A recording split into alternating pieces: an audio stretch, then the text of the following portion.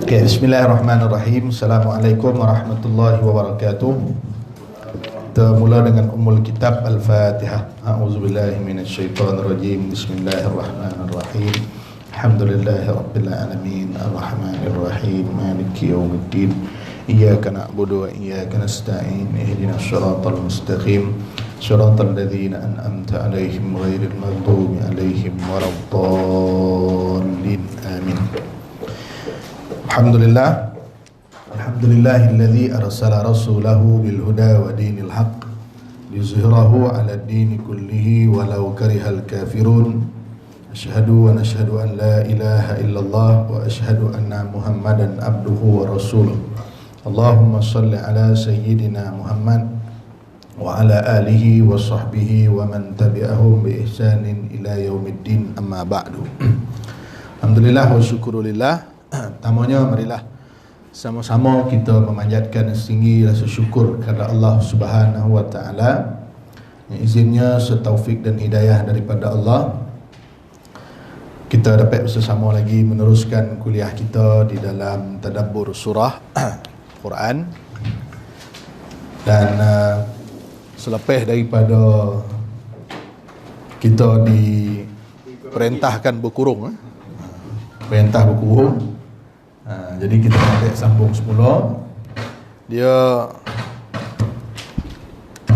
test.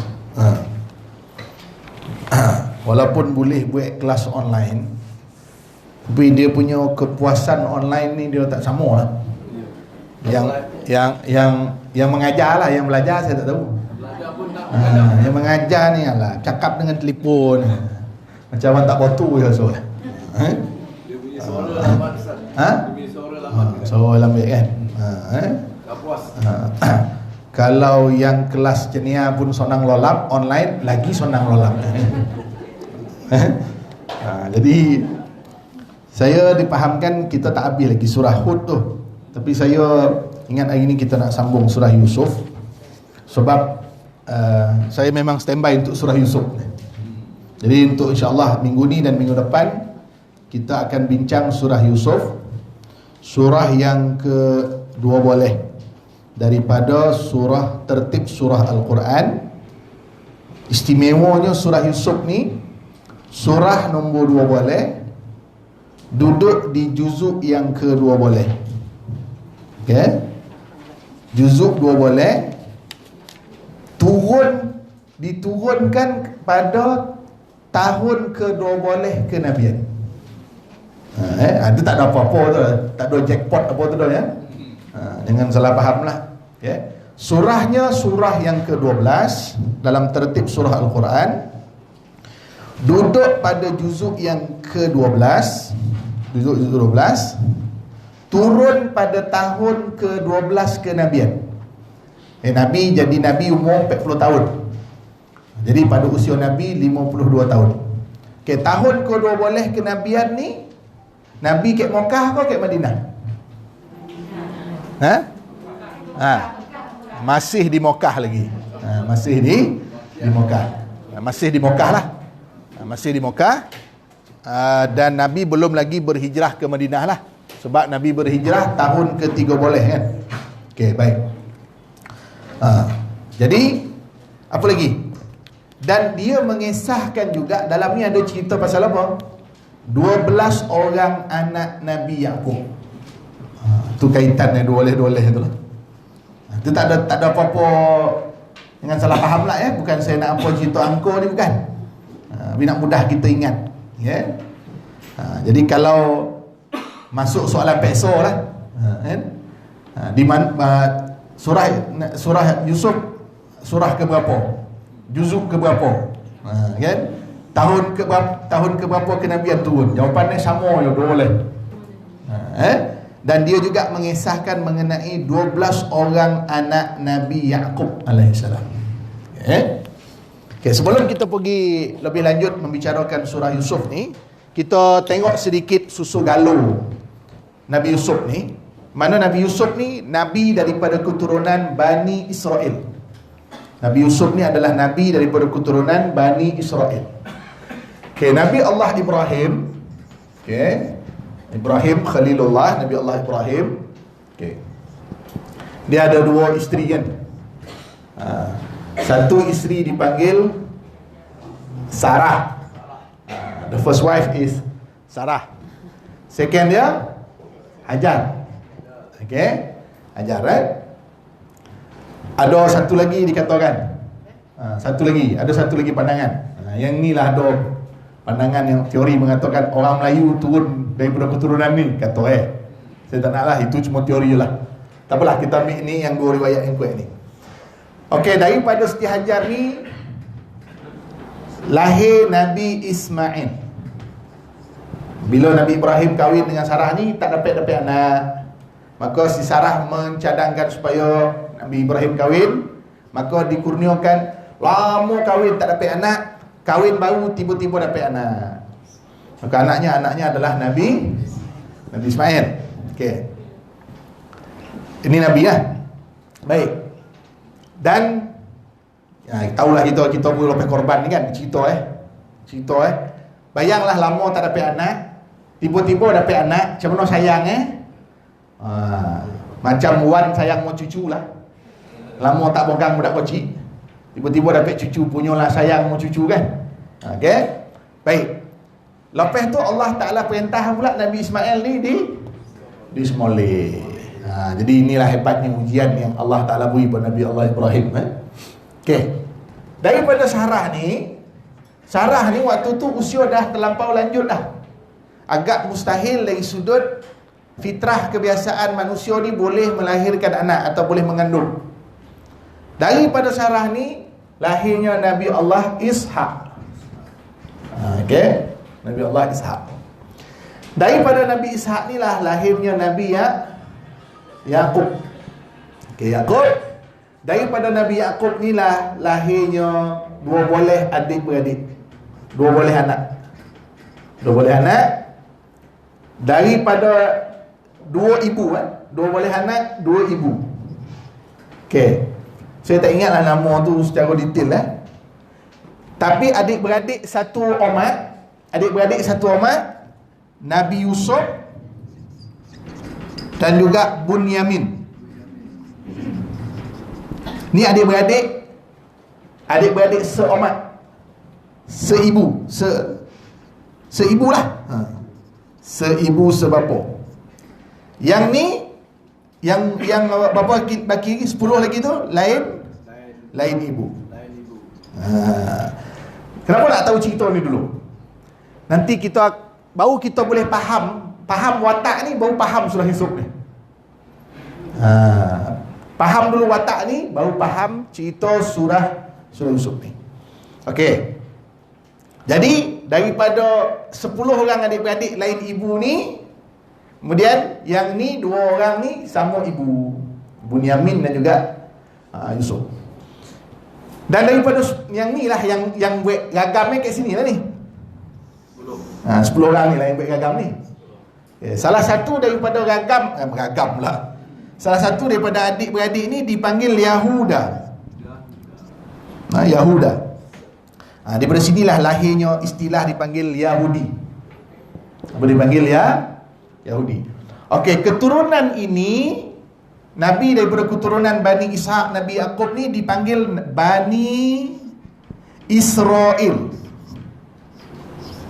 Okey. Bani Israel. Israel ni gelaran kepada Nabi Yaqub.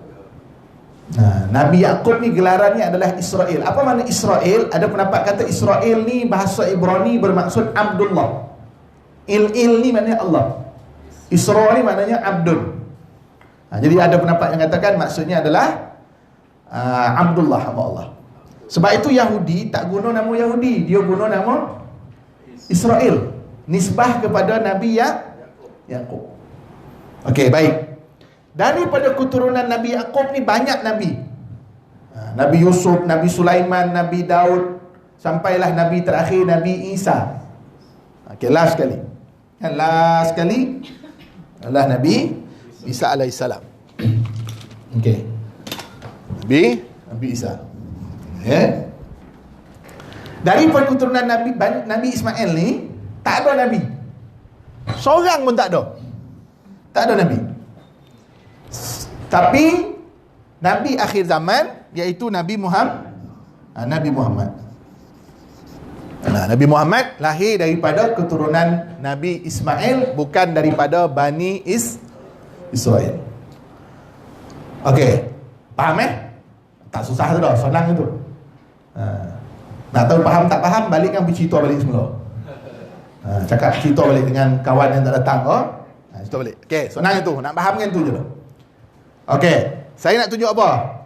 Pertama, adik-beradik Nabi Yusuf ataupun anak Nabi Yaqub.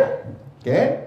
Puncanya kenapa berlaku hasad dongki dan sebagainya tu, kita tengok bila tengok watak ni kita tu. Okey, tengok watak dulu. Okey, yang ni tambahan lah. Okey, baik. Jadi maka oleh sebab itu, bila kita faham watak ni, kita akan faham plot cerita ni lah. Cerita. Sebab surah Yusuf ni surah cerita. Surah cerita, surah cerita. Surah yang paling banyak dialog. Surah cerita dan surah yang paling banyak dialog. Dan Allah sendiri bagi tahu surah Yusuf ni adalah ahsanal qasas. Ayat nombor 3 tak silap saya, nombor 4. Ahsanal qasas. Sebaik-baik kisah. Sebaik-baik cerita. Ayat nombor 3. Okey. Ayat nombor 3. Baik. Kenapa Allah Ta'ala datang dengan cerita Nabi Yusuf ni?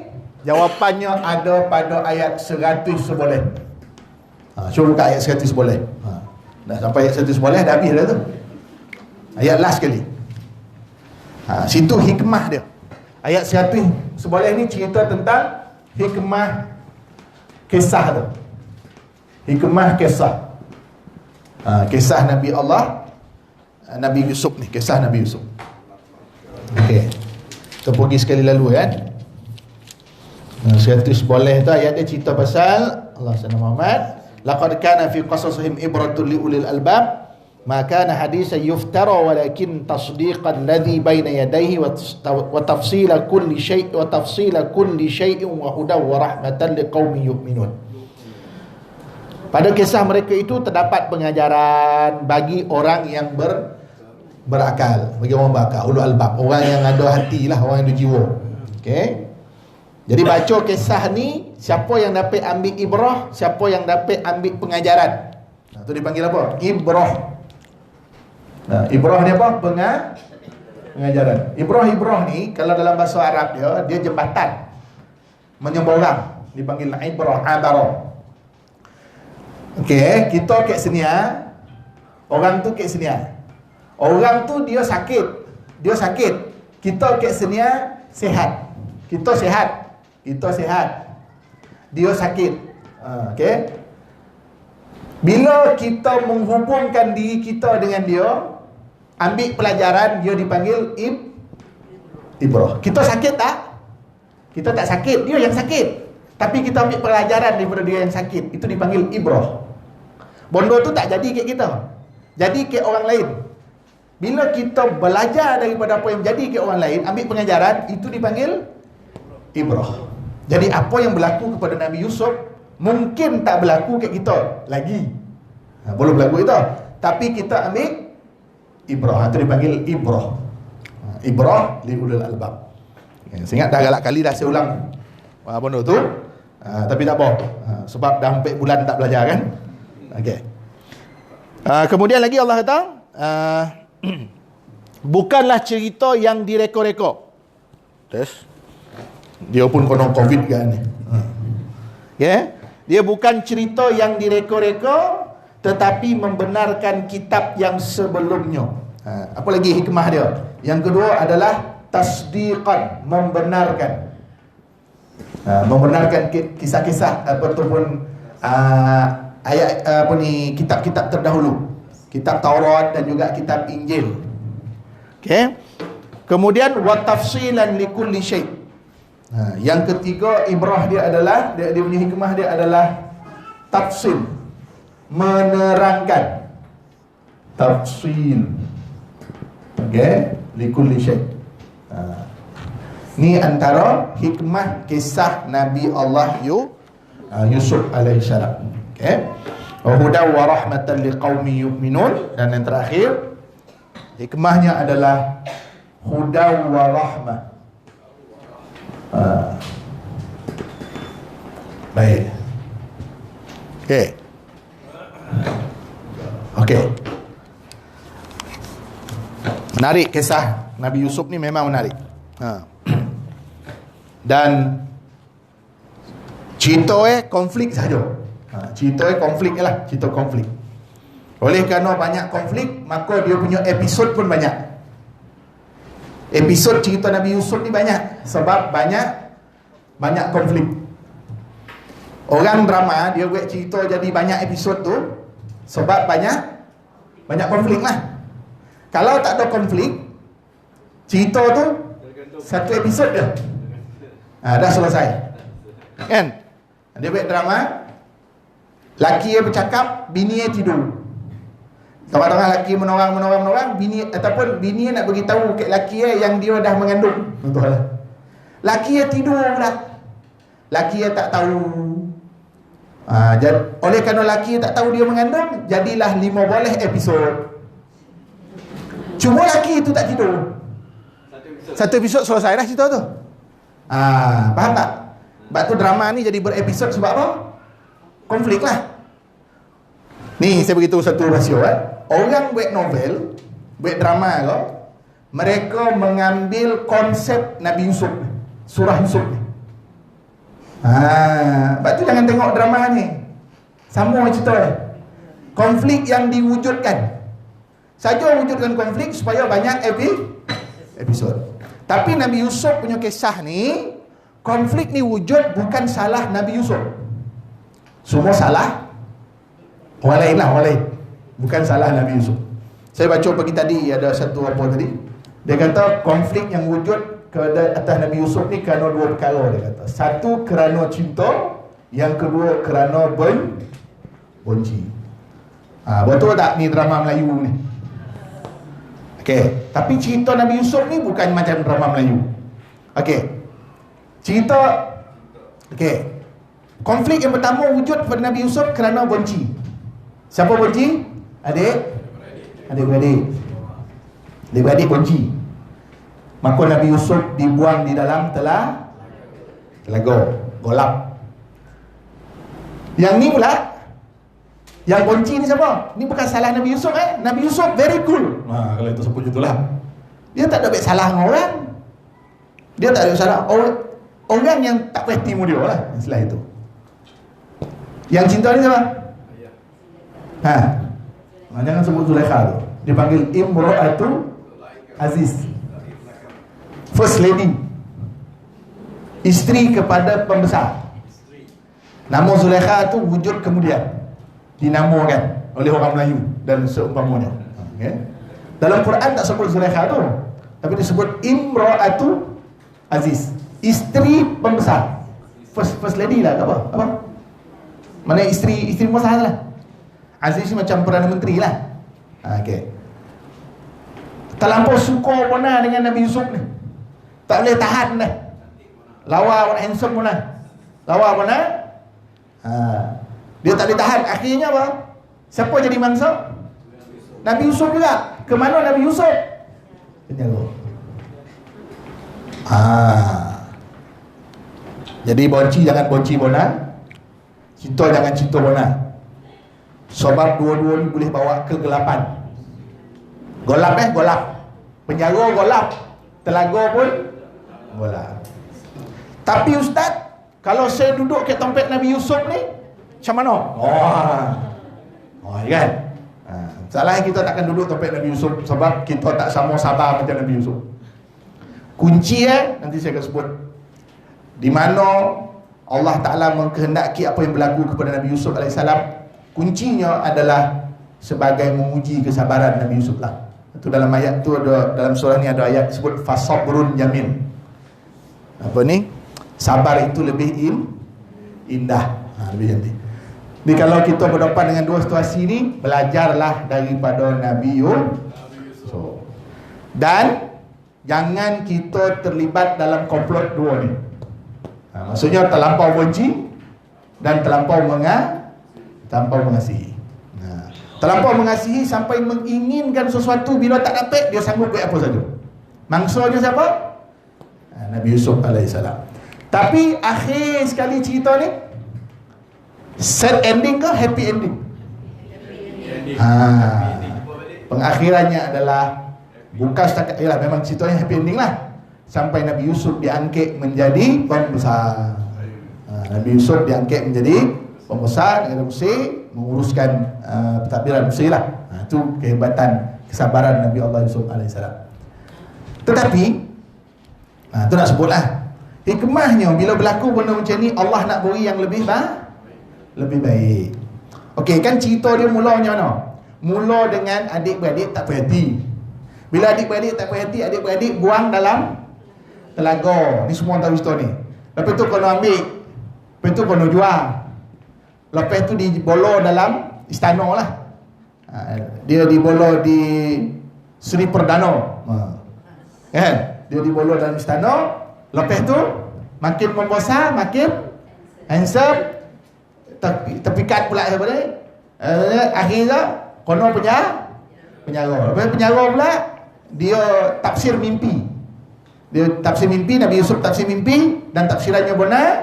Akhirnya Nabi Yusuf dikeluar dalam penjara. Nabi Yusuf dia sebut, bila dia dikeluar dalam penjara, Nabi Yusuf nak membersihkan dirinya daripada tuduhan. Akhirnya Nabi Yusuf diangkat. Akhirnya Nabi Yusuf jadi menteri kan. Okey. Cerita mula kat mana? Cerita mula doket dongki buang dalam telah. Okey. Cuba kita bayangkan, kalau Nabi Yusuf ni, kalau ni bukan kalau apa ni, maksudnya nak khabar kita ni supaya jangan bersungut dengan musibah. Kadang-kadang musibah ni kita tak suka, tapi rupa-rupanya Allah nak beri yang lebih baik. Kalau Nabi Yusuf tak kena buang kat telaga, kalau ni maksudnya nak suruh kita fikir musibah ni ada ke kalau Nabi Yusuf tak dibuang telaga, ada tak orang ambil dia? Ada tak dia pergi ke rumah istana tu jadi menteri tak dia? Maksudnya ada benda musibah, rupanya Allah nak beri yang lebih baik. Tapi musibah ni jangan cari. Tak ada pula musibah kono kat dan ni ada. Jangan. Kalau Allah Maha mengetahui level kita, jadi Allah Ta'ala letakkan kita sesuai dengan kedudukan kita lah. Jadi Allah nak beri musibah, jangan pandang buruk dulu musibah tu, sebab kita tak tahu akan datang Allah nak bagi apa. Berapa banyak dalam hidup kita berlaku satu benda yang kita tak suka kan? Contohlah anak kita pilih menantu ataupun pilih suami laki itu yalah, ala biasalah macam drama Melayu lah. Tak gomar menantu tu. Dulu masa mula kahwin dia khabar engineer, rupa dah kahwin dia kerja engineer kan. Dia jual kelapa kan. Nio kan kelapa. Belah teh. Rupa hikmahnya ada kebaikan. Benda yang kita tak suka boleh jadi ia ada berapa banyak dalam hidup kita benda yang kita tak suka, akhirnya rupa-rupanya bila mendatang kita kata apa? Oh, si baiklah macam tua dulu Betul ke betul? Betul ke betul? Orang meniaga tu kan. Bankrupt niaga bankrupt. Allah bankrupt. Bila bankrupt dia cari niaga lah lain. Rupa niaga lain tu lagi jadi daripada niaga yang dia duk tumpu tu. Ni contohlah. Jadi jangan sekali-kali mencela musibah. Sebab musibah tu datang dari Allah Subhanahu Taala. Allah yang bagi. Allah tahulah apa yang baik untuk kita. Kan? Jadi kita kena sentiasa bersangka baik kepada Allah sekalipun berlaku musibah. Baik Covid ke apa ni? Kan? Covid ke apa ni musibah. Pergi umrah tak boleh, pergi haji tak boleh. Semayang Jumaat tak boleh. Kuliah tak boleh. Dah boleh kuliah berjarak-jarak pula tu. Kan? Tapi saya kata tak ada masalah. Kalau setakat SOP kuliah suruh jarak ni, kayak masjid surau orang memang dah sedia jarak dah. Bukan semeter, setiang.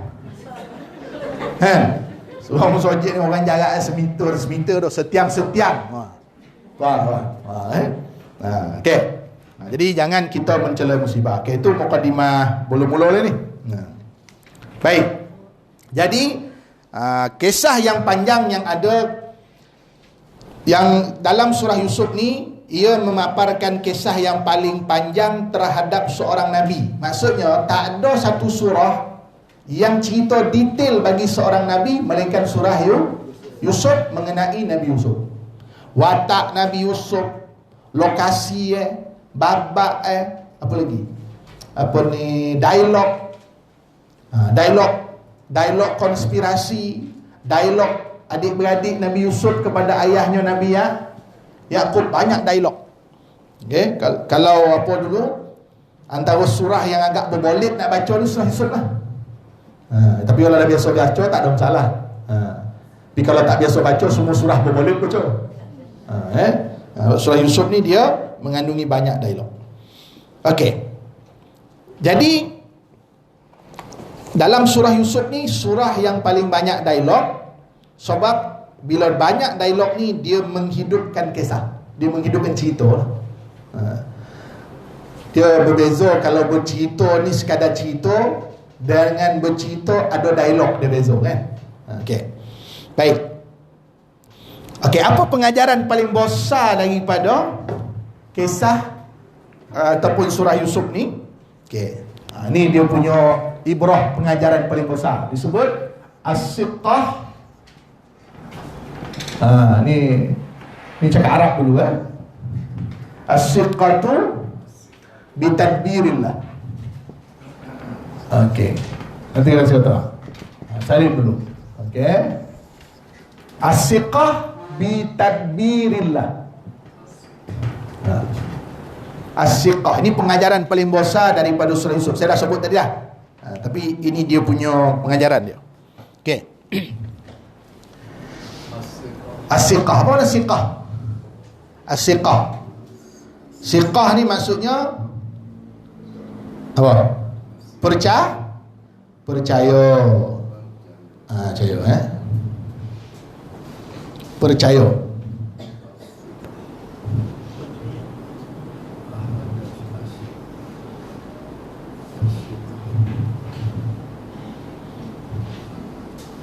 Okey. Siqah maksudnya percaya.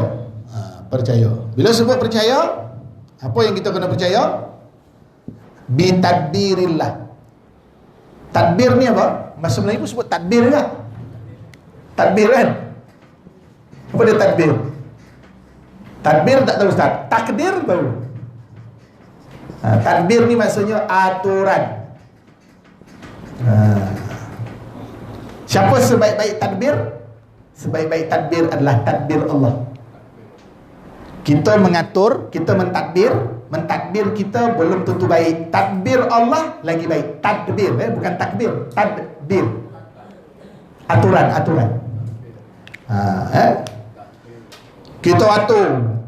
Nak buat ni. Tetapi yang Allah kehendaki, tadbir Allah lain daripada apa yang kita tadbir.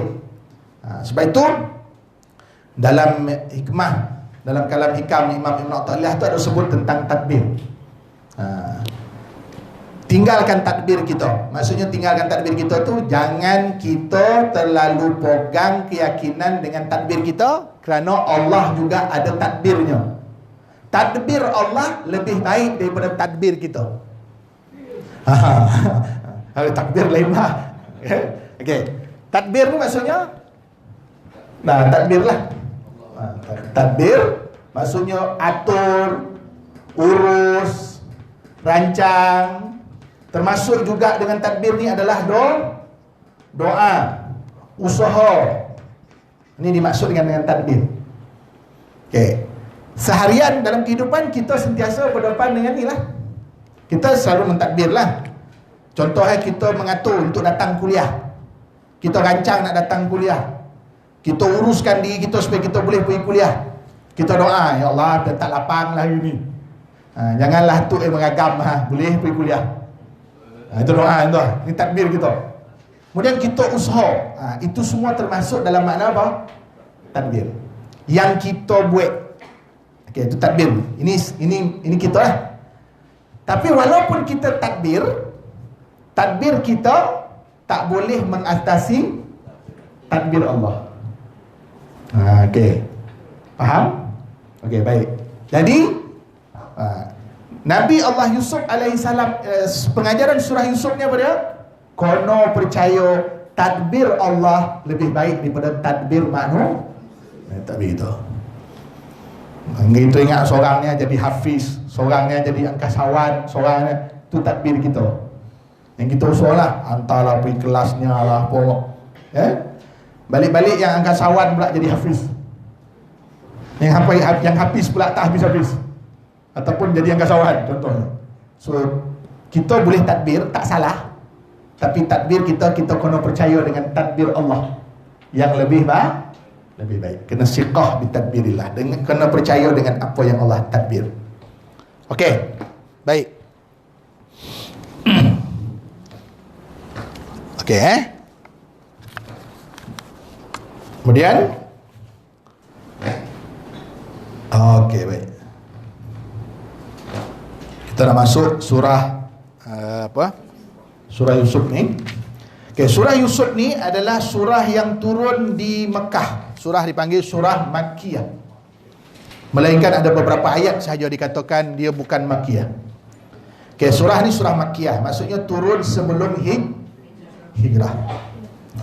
Kalau surah Hud, surah sebelum ni menceritakan ujian dakwah rasul-rasul terdahulu.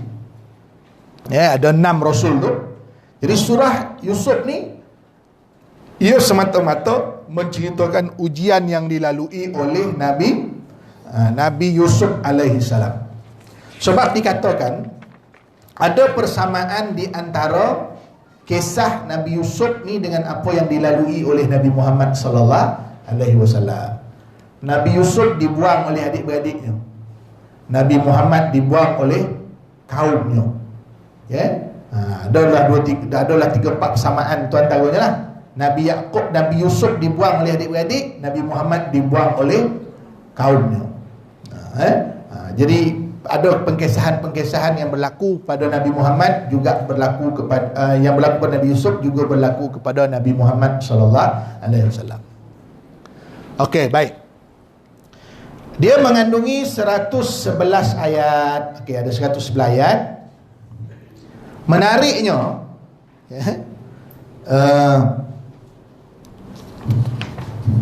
mana tadi hilang pula dia.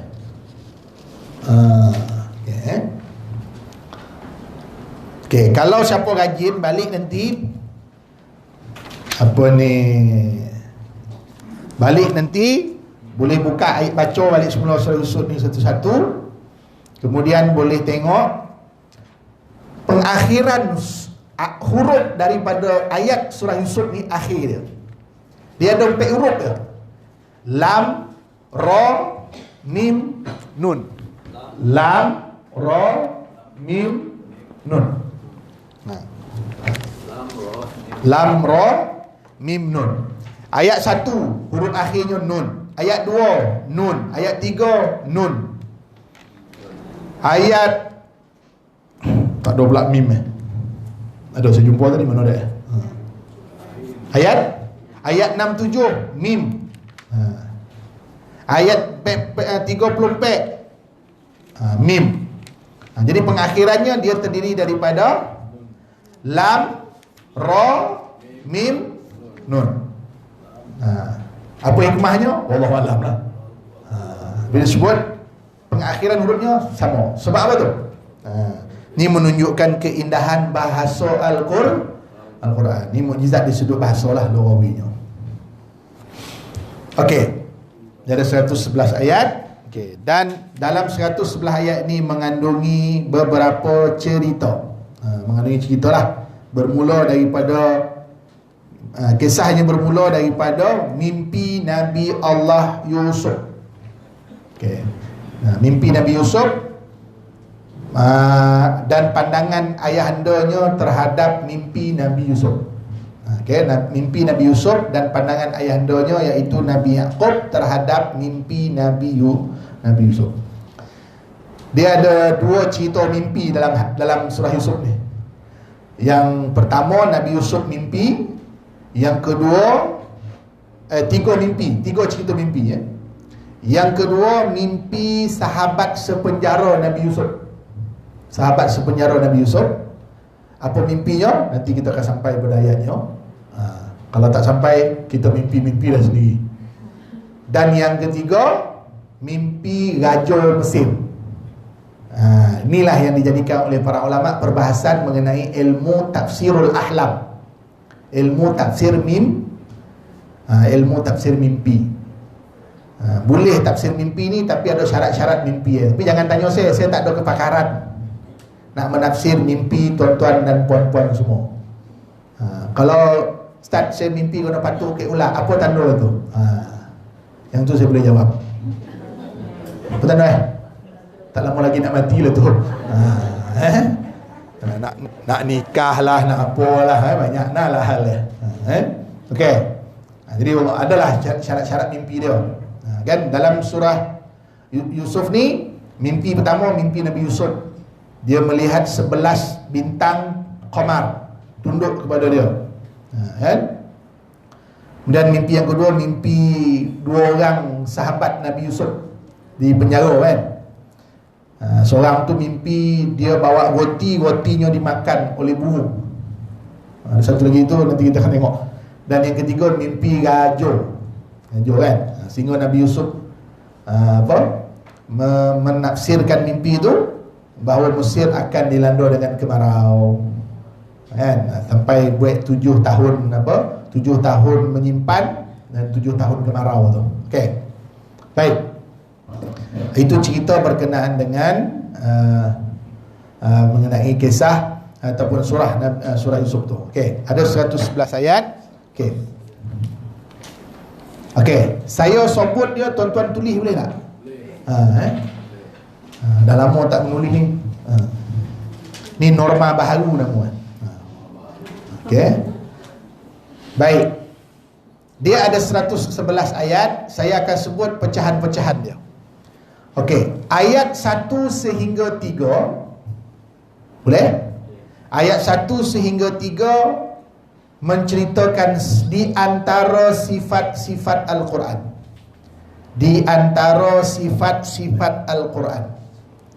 Ayat 1 hingga 3 di antara sifat-sifat Al-Quran. Jadi ayat 1 hingga 3 adalah ayat yang membicarakan sifat-sifat Al-Quran. 1 hingga 3.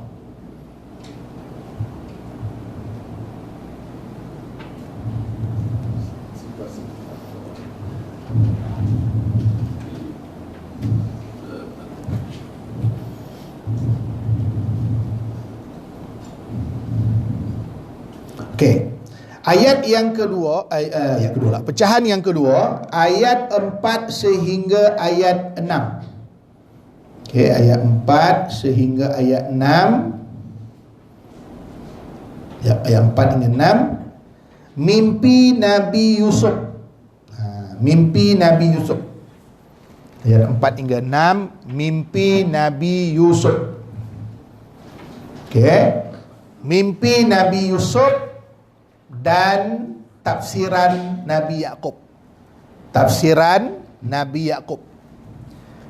Ayat 4 hingga 6, mimpi Nabi Yusuf dan tafsiran Nabi Yaqub terhadap mimpi itulah, tafsiran Nabi Yaqub.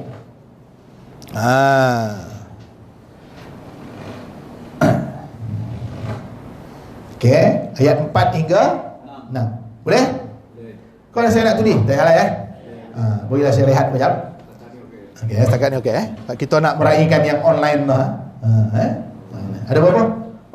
Berapa orang tengok? 2 orang. 9. Okey, baik. Ada 900 orang tengok. Alhamdulillah. Okey. Baik. Okey, yang ayat 7 hingga 20. Ayat 7 hingga 20, peristiwa dibuang di perigi. Tak betul ayat saya tu. Peristiwa dibuang ke perigi, ke dalam perigi. peristiwa dibuang ke dalam perigi. Ayat 7 hingga 20. Ayat 7 hingga 20.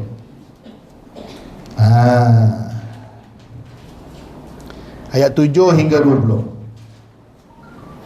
Ayat 7 hingga 20, peristiwa dibuang ke dalam perigi. Ke dalam perigi. Ilqahu fil jub. Okey, peristiwa dibuang. Okay. Nanti kalau kita baca balik, nanti baca, tengok terjemahan dia. Memang kita macam baca satu novel lah. Macam baca satu novel. Tapi ini novel, bukan novel biasa-biasa ni. Quran. Jadi susunan ayatnya lebih baik lagi. Jadi konfliknya bermula pada ayat 7 hingga 20 tu lah. Tu konflik mula. Ayah kata, nanti aku tak yakin kau boleh jaga Yusuf dengan baik. Nanti Yusuf dimakan ke serigala. Dia orang ni rancang nak buat jahat, tapi tak ada idea macam mana nak buat jahat. Bila Nabi Yaqub kata takut dimakan serigala, poin Nabi Yaqub tu lah dia pakai. Ni jahat tak cerdik benar ni. Okay? Jadi itu ayat 7 hingga 20 sampai Nabi Yusuf dibuang ke dalam perigi. Okey, baik, ayat 21 hingga 21 hingga 35. 21 hingga 35. 21 hingga 35. Okey, 21 hingga 35. Dah. Ujian isteri pembesar. Ujian isteri pembesar. Ujian isteri pembesar. Fitnatu imra'atu aziz. Ujian isteri pembesar. 21 hingga 35. Yang dalam ni lah ada cerita isteri pembesar menggoda Nabi Yusuf. Wa ghallaqatil abwab wa qalat hayta lak. Dia tutup pintu. Nabi Yusuf menyebut ma'azallah. Ma'azallah ni maknanya mudah-mudahan Allah lindungi aku.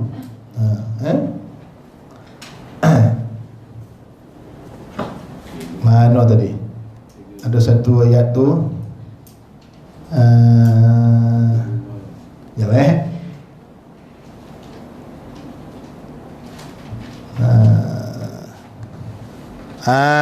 baik. Cuba tengok ayat 28. Cuba tengok ayat 28. Ayat 28. Ayat 28. Ayat 28. Cuba baca terjemahan dulu.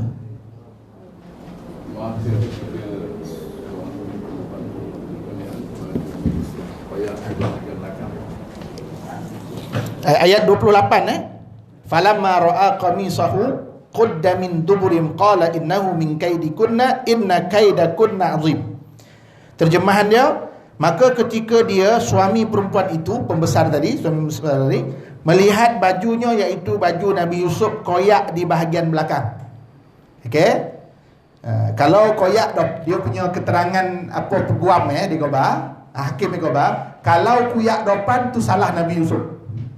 Kalau kuyak belakang itu salah perempuan. Tengok-tengok bukti kuyak belakang. Mana salah siapa? Salah perempuan tu. Okey.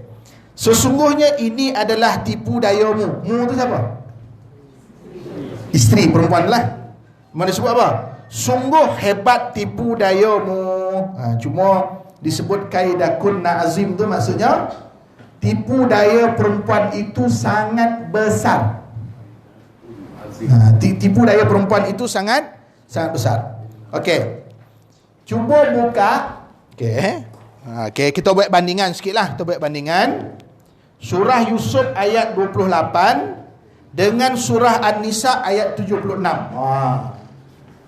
Okey. Surah An-Nisa ayat 76. Surah Yusuf ayat 28. Ni balik boleh buat homework sikit lah. Sekarang lah, buka sekarang lah. Kan balik kan tak buka kan? Tak, sobat kita sibuk. Balik kan sibuk. Banyak nahal lah. Okey.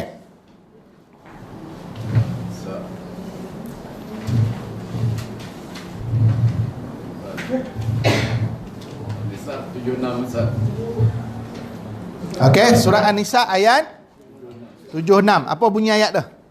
Surah An-Nisa ayat 76. Ayat ujung itu. Inna kaida syaitani kana dha'ifa. Okey. Baik. Yang sini Allah kata syaitan. Syaitan tipu dayanya apa? Dha'ifa. Apa maksud dha'ifa? Lemah. Okey, syaitan ni kuat ke lemah? Syaitan ni kuat ke lemah? Lemah lah, sebab Allah kata syaitan ni tipu dayanya lemah. Okey, dalam surah Yusuf An-Nisa, perempuan lah, Imra'ah ni perempuan. Apa? Tipu daya perempuan apa dalam ayat tu? Azimah.